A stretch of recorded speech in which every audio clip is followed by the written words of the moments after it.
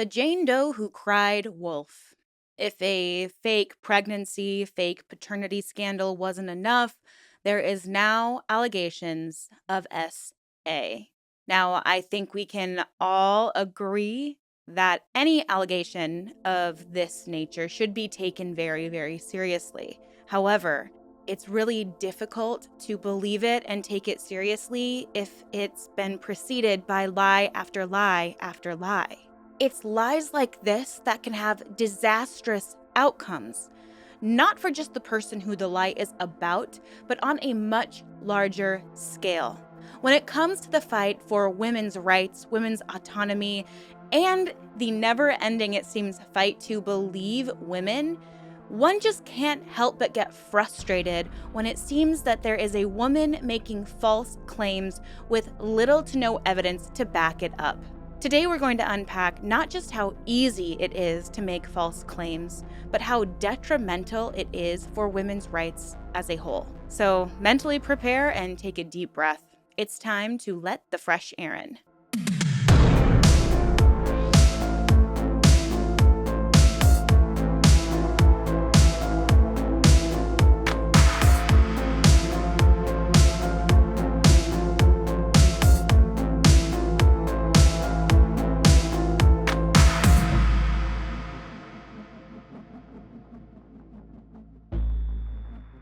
Hi, everyone. Welcome back, or welcome if you're brand new. My name is Erin, and I am fascinated by all things cult, true crime, and unique spiritual practices.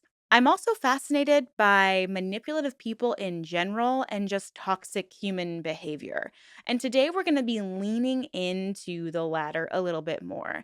So if this is something you're interested in, please go ahead and hit that subscribe button. I would absolutely love to have you here. Today's video is going to be a little bit different than my previous ones. We're not going to be unpacking a true crime case or a cult, but rather explore how false accusations can hurt half of the society as a whole. On Monday, I provided an update for you on the Clayton Echard paternity scandal with regard to Jane Doe, the woman who is accusing him of not just impregnating her and refusing to step up to be a father, but is also now claiming that he R-worded her. And throughout this video, instead of saying R word, I'm going to say RP. I think we all know what I'm talking about. Unfortunately, certain words are flagged on YouTube, and that is one of them that will get this video demonetized. And if the video is demonetized, it won't be pumped out as far as it could be. So if you like this content, please go ahead and share this video because it speaks to a bigger issue that the topic of Jane Doe and Clayton Echard brings up for me. Now, I talked about this a little bit in my Clayton Echard video, and throughout this week, I have not been able to stop thinking about it. I went on about a 4-minute rant about this. I really haven't been able to stop thinking about this all week. I've been following the Jane Doe versus Clayton Echard paternity case since Dave Neal broke it, and once again, I would love for you all to go support his channel. This case is just not getting nearly enough attention, and there's more and more that's happened already in the last 4 days. It's almost like her attorney is trying to distract the court from the real issue at hand by filing several motions that just seem unnecessary at this point. Something we talk a lot about on this channel is when a case can set the precedent. We heavily covered the Nature Boy case in March, and part of why it was so exciting that this person was put away for life was because it sets a precedent for cult leaders in the future or just manipulative, coercive behavior in the future. And it was a case where women were believed for the allegations that they were presenting. And it's like, yay, finally, we can hold cult leaders accountable and maybe we'll start believe women, especially, mind you, in a Southeast state. This happened in Georgia, and I think we all know that a lot of the more Bible Belt Southeast states, it's a little bit, as a woman who lives in the Southeast, it feels more difficult to trust that we will be believed. And I think that is the biggest theme when it comes to this case. It's bad enough that someone's life could and will be ruined because of a baseless accusation. Whether it's a man or a woman, people just can't come back from allegations like this. And I think it's been really heartbreaking for a lot of us who not just watch The Bachelor and The Bachelorette, considering most of the audience are women, but it's been really difficult to see this all play out as a woman because I can't help but wonder if this case could set the precedent for future ones when it comes to a woman coming forward and sharing her story of how she might have been RP'd and not be believed. America has a history of not believing women.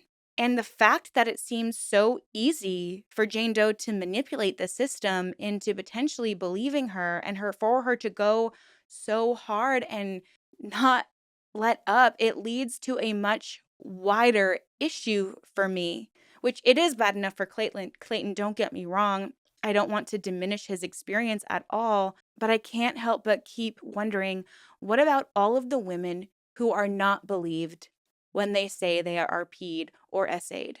What about all of them? Cases like this only hurt women as a whole because a man who doesn't want to be found out can and will point to a case like this as proof that women don't always tell the truth. And we've already seen Jane Doe's new lawyer trying to do this in his comparison of Clayton to Trump. So I don't want to talk too much about the Jane Doe and Clayton Echard case because that's really not even necessarily what I want this video to be about. I want to share how easily it is for a woman to fake a pregnancy, whether it's for a prank or to baby trap someone. Both are wildly inappropriate. I want to share the dangers that can happen if things escalate, if someone is trying to fake a pregnancy. And I want to talk about how dangerous Jane Doe's new claims of SA and or RP'd are because the statistics regarding the women who actually speak out about being RP'd and not being believed or their cases being dismissed, they are heartbreaking and troubling. And I really want to focus this video on that. So it's going to be a little bit different than some of my other videos, but I think it will be really important and a great resource for those who are afraid to speak up on their experiences. I'm going to be leaving some resources down in the pinned comment. So please, if you need support, if you've experienced something like being SA'd or RP'd, please go to those resources below. And I'll also be sharing some steps that you can take if you find yourself in such an unfortunate, which isn't even a strong enough word for it, situation like this. Somewhat randomly, I was listening to Rotten Mango this week, and the video was all about something very similar to this case. It was regarding the case and murder trial of Taylor Renee Parker, who not just faked her pregnancy as a way to almost like one up her friend, Reagan Simmons Hancock, but she actually attacked her friend Reagan and cut the child out of her body and tried to claim it as her own. This is one example of how a false pregnancy can escalate into someone's life, not just being ruined, but gone. And in this case, 2 lives were taken because the child also did not survive. While I was watching this video, I just had alarm bells ringing because the host of Rotten Mango actually shared a resource that people use to fake pregnancies as if it's going to be an April Fool's prank. And considering that like April Fool's was just like 2 weeks ago, not even that, I was like, it's so weird that all of this is kind of coming full circle right now at this moment. So Taylor, the woman who faked her pregnancy, really confused a lot of people because not only was she incapable of having a child because of a hysterectomy she had had previously, she played off her pregnancy like it was some miracle. And part of how she did that was to use a website called fakeababy.com, which, unless I've missed a video, because I'm pretty sure I've watched all of Dave Neal's videos regarding the Jane Doe Clayton Echard case, I haven't heard this come up. There have been speculations that Jane Doe wore a moon bump or a fake pregnant belly at her hearing in November when she was claiming she was pregnant. This was, of course, before she claimed to have had a miscarriage in September or October, which, fun fact, she went to the press in September. So it's none of it makes sense, you guys. None of it makes sense. But something that's been really troubling and confusing, I think, for everyone, but especially Clayton, is that she showed up to his home to try to prove that she was pregnant and took a pregnancy test in front of him. Well, on fakeababy.com, you can purchase a fake pregnancy test that looks exactly like a real pregnancy test. And you can literally take it out of the packaging. It will have no result on it. And then you can basically like flip it and it will have a positive pregnancy result. This is completely speculative. I am not saying this is what happened, but if it's true that Jane Doe did indeed fake this pregnancy, this could be how she did it. Perhaps, I'm not saying for certain, but perhaps she got a fake pregnancy test because that's been the biggest question on everyone's mind. Okay, well then, how did she get a fake pregnancy test that came out positive? I mean, Clayton was confused. He claims that they did not have true penetrative intercourse besides oral. She says they were intimate and claims that she got pregnant, even though all of the receipts share that she thinks something wet got down there, implying that perhaps if they were rubbing up on each other post the oral, I'm trying so hard not to get too graphic for YouTube, but implying that perhaps after the oral, she had rubbed up on him, something came out, but still, it would be very difficult for the sperm to reach the egg at that point. But on this website, and again, I am not encouraging anyone use this website, but you can buy fake ultrasounds, you can buy fake pregnancy documents. Like I said, you can buy fake pregnancy tests. It is honestly horrifying, and you can literally buy personalized fake prescriptions. Okay? It will literally have your name on the prescription bottle with a fake drug name, so something that, a layperson would not know what it was. I mean, how many of us know medical lingo? And it would look like, oh, take this, once a day for pregnancy symptoms. And so all of the evidence would be there if you wanted to fake a pregnancy. I'm not saying that this is something anyone should do. I'm not saying that this is what Jane Doe did. I am just saying this is a resource that is out there. And if the allegations that her pregnancy has been faked, it could explain why and how she was able to present Clayton with a positive pregnancy test and seemingly took the test in front of him. And also, a dude that's never been involved in a pregnancy scare before, which I'm not sure if Clayton has or has not, but I feel like most dudes would not know what a pregnancy test really looked like. I mean, they're bound to just believe. I mean, a woman knows her body better than anybody. So they're bound to believe like, "Oh, I guess this is real because I'm seeing the evidence right here." But that's what's been so perplexing for a lot of us is, okay, but how did she pull off taking a pregnancy test in front of Clayton? I mean, literally, the instructions on this fake pregnancy test even say you can show the test is new to the person you are surprising. Then take the test into the bathroom and flip over the indicator inside the test. 5 seconds later, you're pregnant. Most of these orders ship the same day.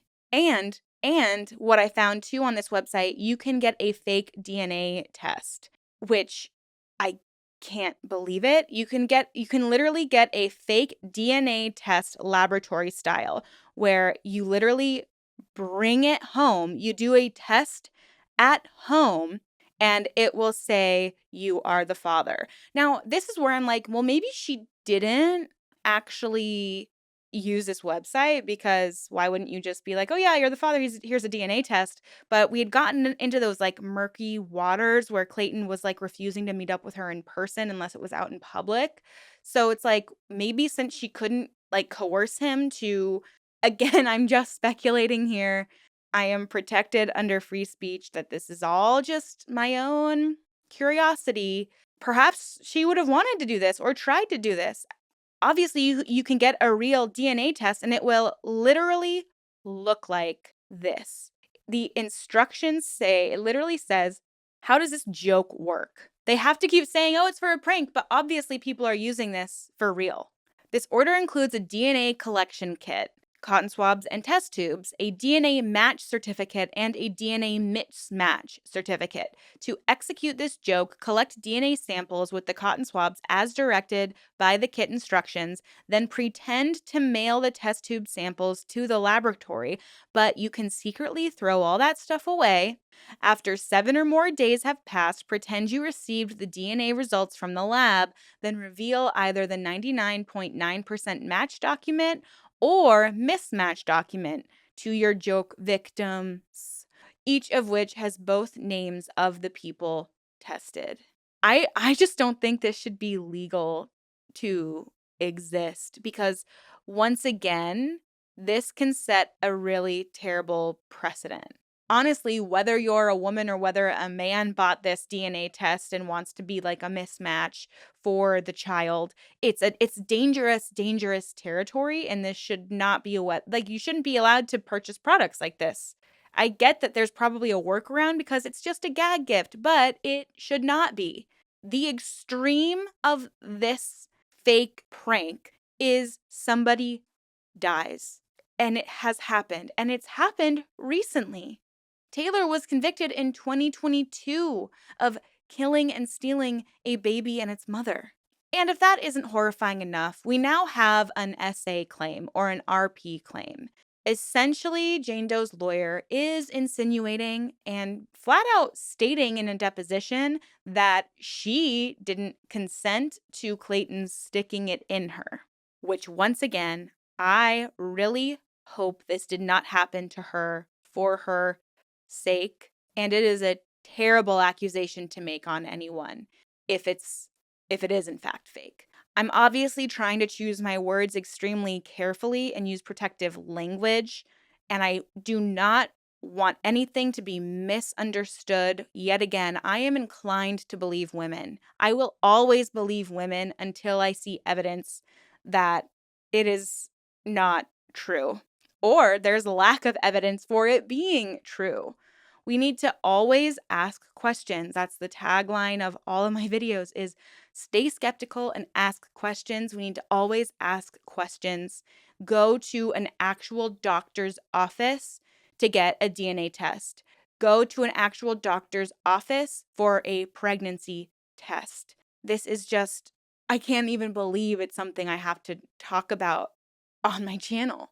A channel that's devoted to calling people out who seem to be doing these outlandish, horrible, manipulative, coercive things to people. And the fact that anyone has to say this is wildly inappropriate is heartbreaking for me, because women are already not believed enough. I have not seen or heard of any evidence that makes Jane Doe's claims of the SA or potentially RP to be true.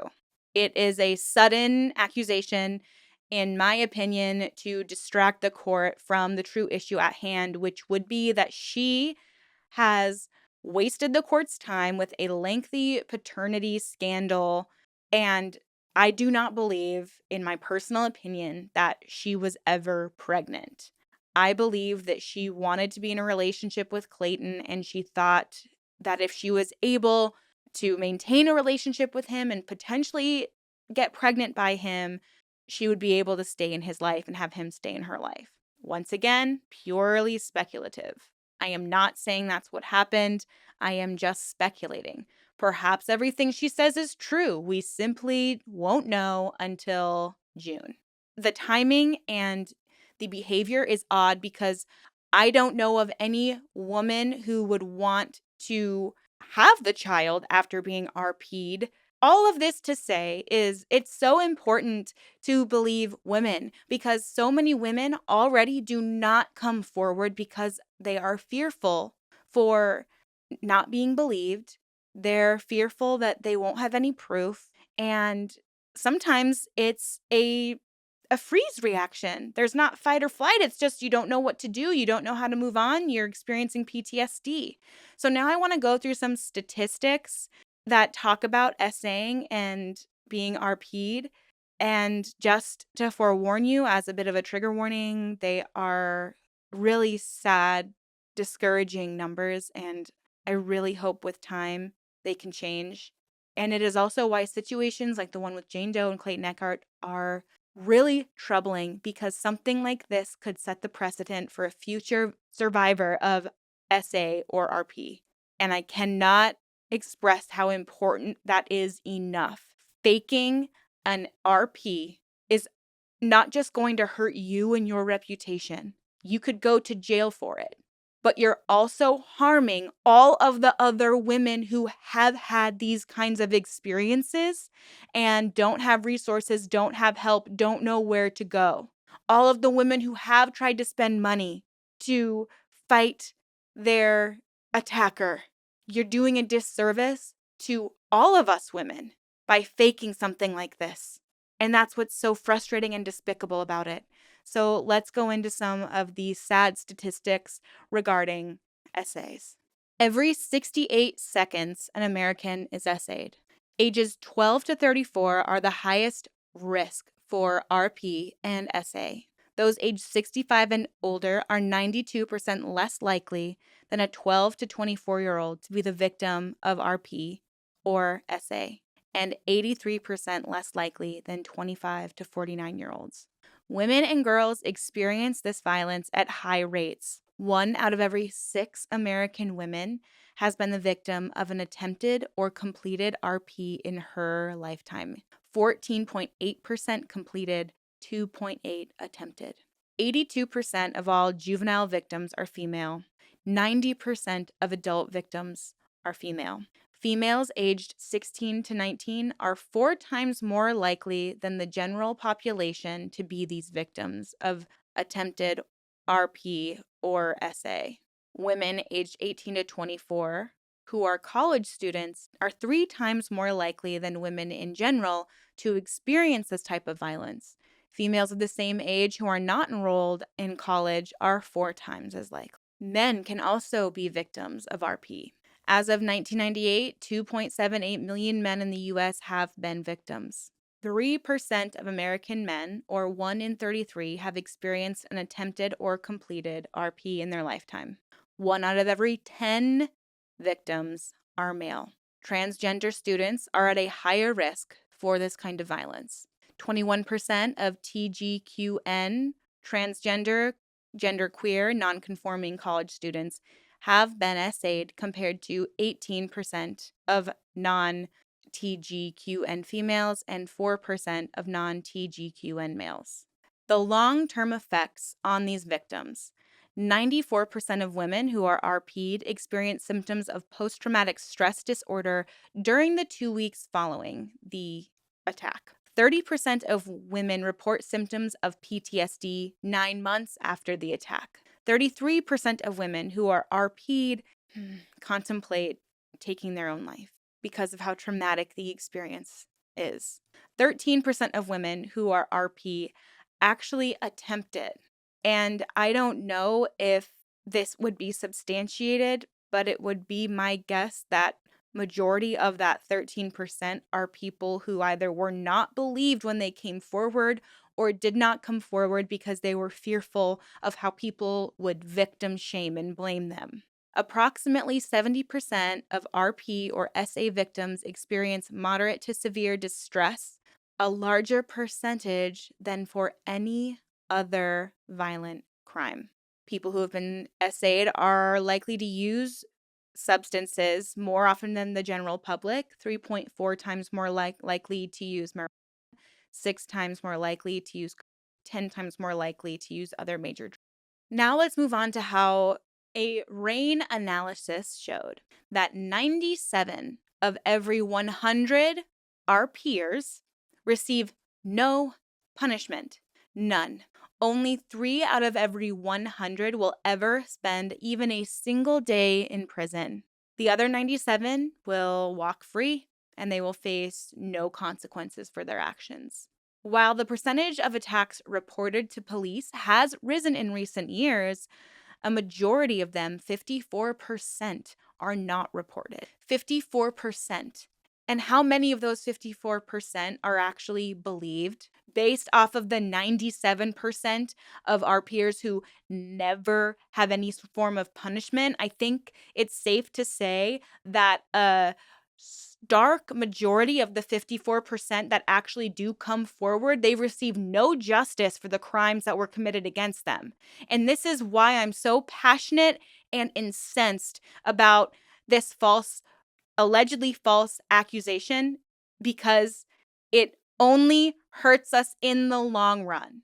Just over half of these attacks are ever reported, but 3% of the attackers are ever punished.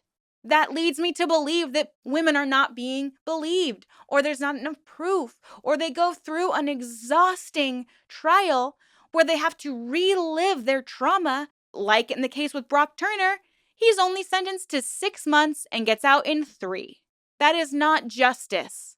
So, of the 3% who are punished for their actions, I would not necessarily say it's always a fair punishment. The punishment does not always fit the crime. It's just so frustrating and aggravating and heartbreaking to see in real time a woman allegedly making so many false allegations, and it's all on public record.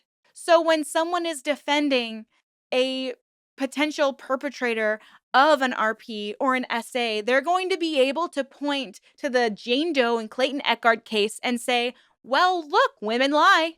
How are we to know that this isn't also a lie? It's bigger than just Jane Doe and Clayton, much bigger.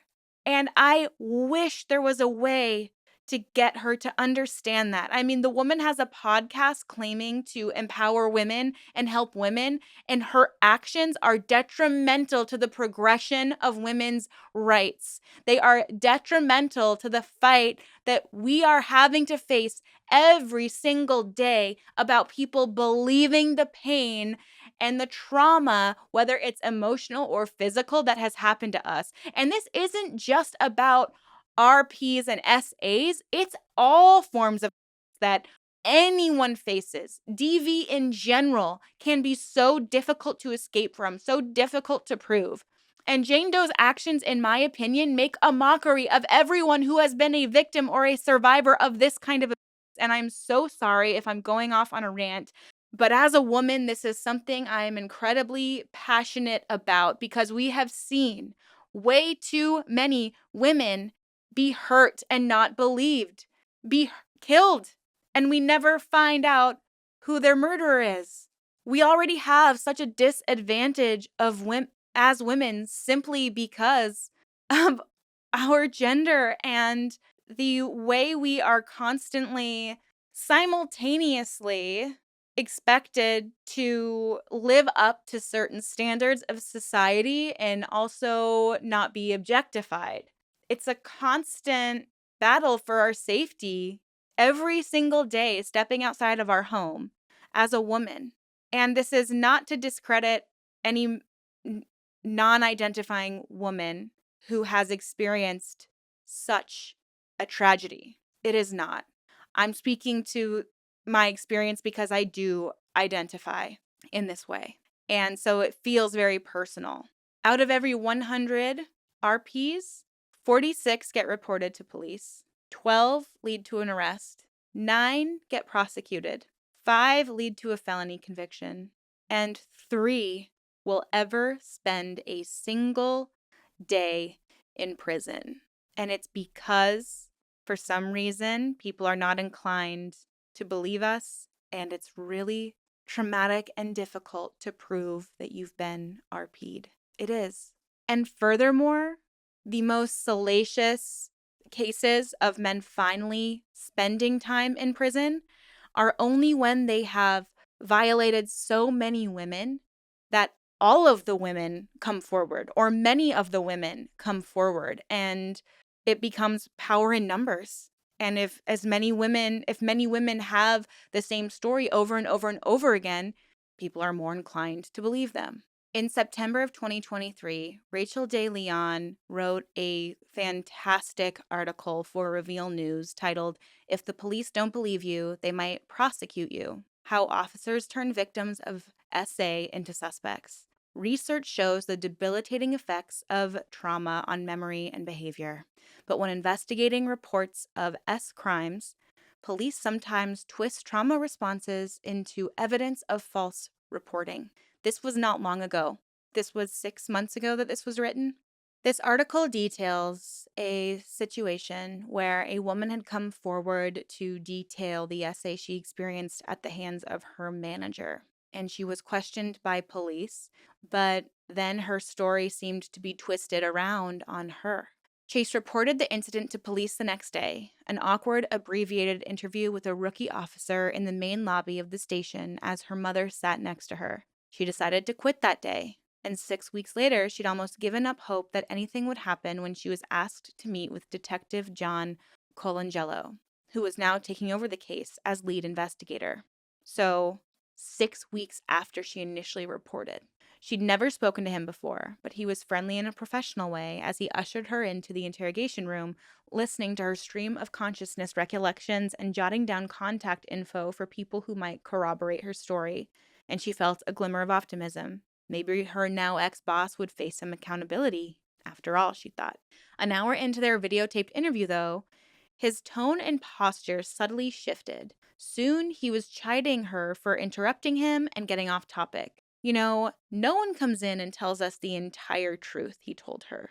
No one. But there was one person in this conversation who was allowed to lie. Colangelo, as a police officer, had no obligation to tell the truth at all. He leaned into a common interrogation tactic known among law enforcement as a ruse or a bluff, but most would call it a lie.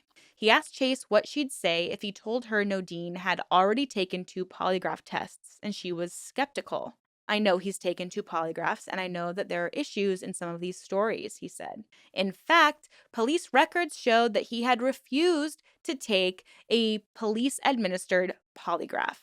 He said that he'd paid for a privately administered test, but the detective never saw the results. And besides, Nadine even admitted to this investigator that he had failed it, and she fell for the ruse. And just like that, her frenetic energy shifted to despair. It was true. There was something she hadn't told the police or her lawyer or her mother. She hadn't told anyone. She began frantically drumming her hands on her thighs, then burst into tears. "As soon as he told me to do it, I just did it. I didn't know what else to do." "That's called coercion. That's not consent." "So you did give him oral?" "Yes," she sobbed. Now it all came flooding out, the humiliating details of what had happened between her and her boss in the bathroom, Chase's history of relationships, her embarrassment when people wondered why someone as smart and as strong as she is would tolerate this, her self-loathing, this pattern that continued with her attacker, and she'd given in to him without a fight. The 26-year-old mother had been afraid of losing her job, then worried that no one would understand, and now she was terrified that by not telling the complete story from the beginning, she wrecked her case. By some estimates, more than half of women and nearly a third of men in the U.S. will experience some form of SV in their lifetime. Most of these crimes go unreported. Of the cases that make it to law enforcement, the least likely outcome is an arrest of a perpetrator. The vast majority of complaints to law enforcement end with no trial, no conviction, and for victims, no closure.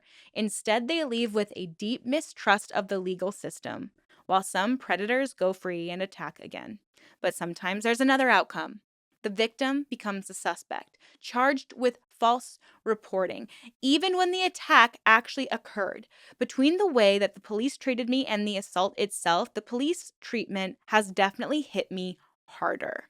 Half of my nightmares are of the assault, the other half is court.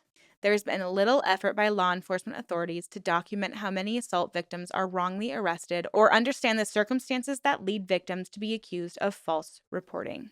My most startling discovery, over and over again, it's the police who lie. And those lies can be used to gaslight and confuse reporting victims until they make inconsistent statements that undercut their credibility, and sometimes even make them recant. Of the 52 cases I analyzed closely, nearly 2/3 involved a recantation. In 9 cases, the recantation was the only evidence cited by police in the records that reveal obtained. Now, there is a documentary out now on Netflix called Victim Suspect. This is a fascinating article. I recommend you reading all of it. It's in the pinned comment down below. I do want to share one more thing from this article. RP denialism runs alarmingly deep in the law enforcement community too, for male and female officers. It's common for police officers to overestimate the rate of false reporting of RP, even if they are assigned to work with victims of SX crimes. A 2010 study for the National Institute of Justice analyzed interviews with 49 detectives in different crime units and found a majority of officers with limited or moderate experience, fewer than 7 years, estimated that between 40 and 80% of all reports of RP were false. And a 2018 study published in Violence and Victims found that the more an officer believed in RP myths, the idea that women report RP after regrettable sex, for example, or that they bear responsibility if they were drunk, the higher they estimated the rate of false RP reports. I also want to point out something that was brought up in another article that I read. And again, I'll leave all this in the pinned comment down below. They list a bunch of terms that are necessary in order to understand this topic. And one of the terms I'd never been familiar with before was one called tonic immobility, a psychological response to danger in which individuals freeze rather than fight or flee. So there's fight or flight mode, but when you're in a situation like this, you freeze because perhaps you're afraid of what might happen if you don't. There's pain already being inflicted upon you. You don't know what to do. You're in complete shock. Now, finally, I know this has been a bit of a heavy topic, and I haven't even necessarily scratched the surface on all of the statistics and things, but I just want to share a victim impact statement. This is from someone who is referred to as Emily Doe. She was the survivor of Brock Turner's attack, and this was her victim impact statement. Now, let's be clear. In the Brock Turner case, it was so anger inducing because there were witnesses who literally pulled this kid off of the woman he was attacking. And he still only spent 3 months in jail because, whoa, it might ruin his life if he goes to prison when 2 other men had to pull him off of his survivor. So this was the victim impact statement that she shared. On January 17th, 2015, it was a quiet Saturday night at home. My dad made some dinner and I sat at the table with my younger sister who was visiting for the weekend. I was working full time and it was approaching my bedtime. I planned to stay at home by myself, watch some TV, and read while she went to a party with her friends. Then I decided it was my only night with her. I had nothing better to do, so why not? There's a dumb party 10 minutes from my house. I would go, dance like a fool, and embarrass my younger sister. On the way there, I joked that undergrad guys would have braces. My sister teased me for wearing a beige cardigan to a frat party like a librarian. I called myself Big Mama because I knew I'd be the oldest one there. I made silly faces, let my guard down, and drank liquor too fast, not factoring in that my tolerance had significantly lowered since college. The next thing I remember, I was in a gurney in a hallway. I had dried blood and bandages on the backs of my hands and elbows. I thought maybe I'd fallen and was in an admin office on campus. I was very calm and wondering where my sister was. A deputy explained that I had been. I remained calm, assured he was speaking to the wrong person. I knew no one at this party. When I was finally allowed to use the restroom, I pulled down the hospital pants they had given me, went to pull down my underwear, and felt nothing. I still remember the feeling of my hands touching my skin and grabbing nothing. I looked down and there was nothing. The thin piece of fabric, the only thing between my vagina and anything else, was missing, and everything inside me was silenced. I still don't have words for that feeling. In order to keep breathing, I thought maybe the policeman used scissors to cut them off for evidence. Then I felt pine needles scratching the back of my head and started pulling them out of my hair. I thought maybe the pine needles had fallen from a tree onto my head. My brain was talking my gut into not collapsing because my gut was saying, "Help me." I shuffled from room to room with a blanket wrapped around me, pine needles trailing behind me. I left a little pile in every room I sat in. I was asked to sign papers that said RP victim, and I thought something has really happened. My clothes were confiscated, and I stood naked while the nurses held a ruler to various abrasions on my body and photographed them. The three of us worked to comb the pine needles out of my hair, 6 hands to fill one paper bag. To calm me down, they said it's just the flora and fauna. I had multiple swabs inserted into me and my anus, needles for shots, pills, had a Nikon pointed right into my spread legs.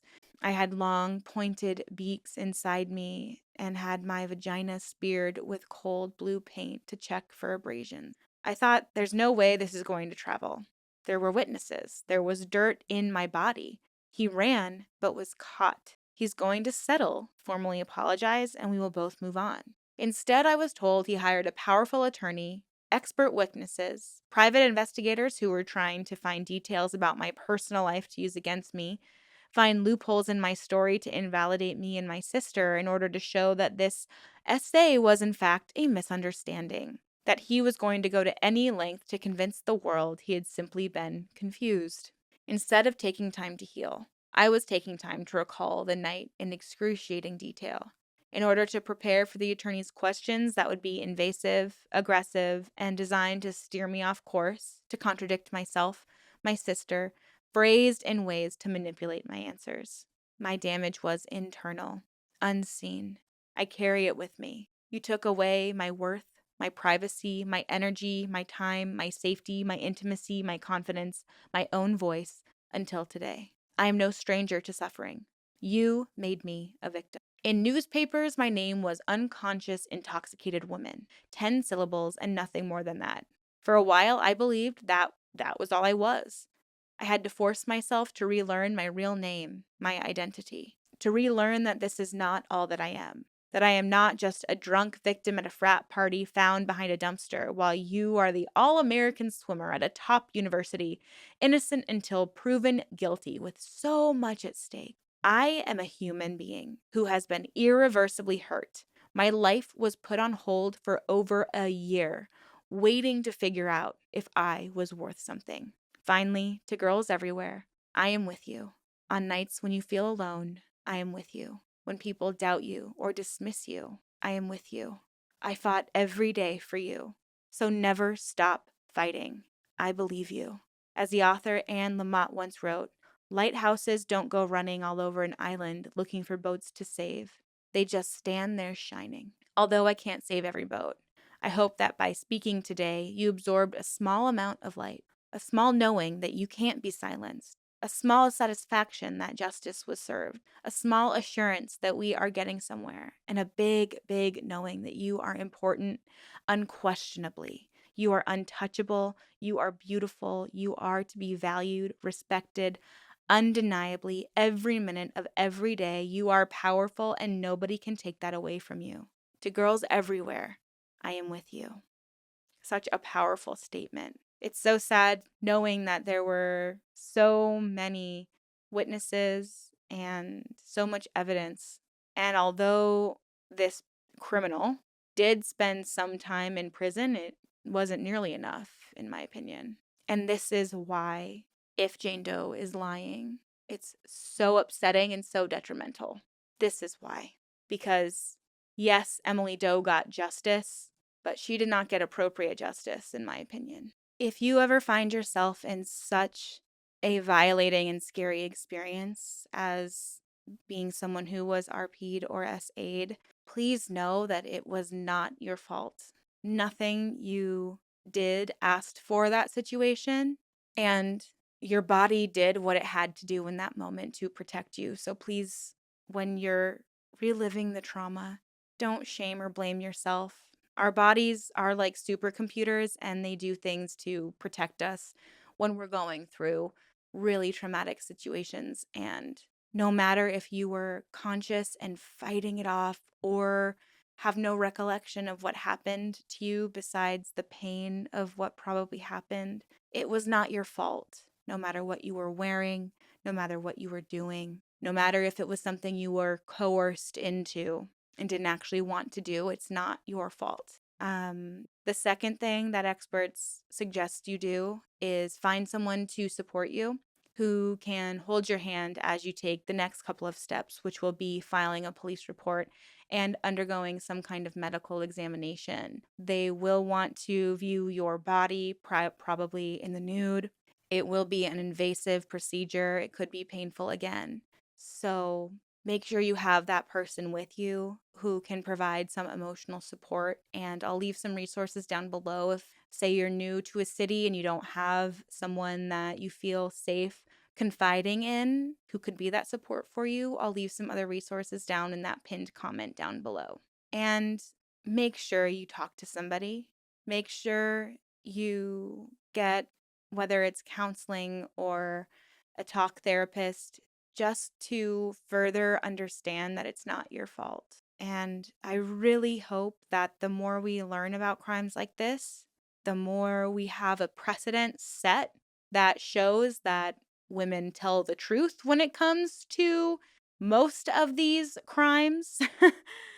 And we can stop blaming and shaming victims for the trauma they're experiencing, the better it will be for future victims. And I don't know if this comes across as insensitive, but sometimes for me, if I take a step away from something that's hurting me or bothering me or causing me some kind of trauma, I'm sitting here like pulling and pushing my ring on my finger just because I'm like hoping I'm expressing this all in the right way. But if it's too traumatic to think of personally happened to you and you're afraid to speak to the police or afraid of not being believed, think of the people you could save. Think of the people that you could help, who you're setting the precedent for, who could be future victims. I found another statistic that said majority of people arrested for attacking someone, having an SA, they admit that there have been several victims before the one they were caught doing. So just know that every time you report a crime like this, you're helping future victims. And anyone who's falsely reporting things like this, you're only hurting all of us. So please either retract those statements or never make them in the first place. I know this video was, a lot of my videos are pretty heavy. It's just, what comes with this type of content. And I know I got a little impassioned, but sometimes it's necessary to be passionate about things like this. And I'm here for you. Please be safe out there. Know what steps you need to take to protect yourself. And please know that there is support if you need to come forward and speak up. I hope you all have a good rest of your week, your weekend. Please stay safe out there and protect yourself. And know that there is support out there for you. Thank you all again so much for watching this video. Stay skeptical and always ask questions. Until next time, bye.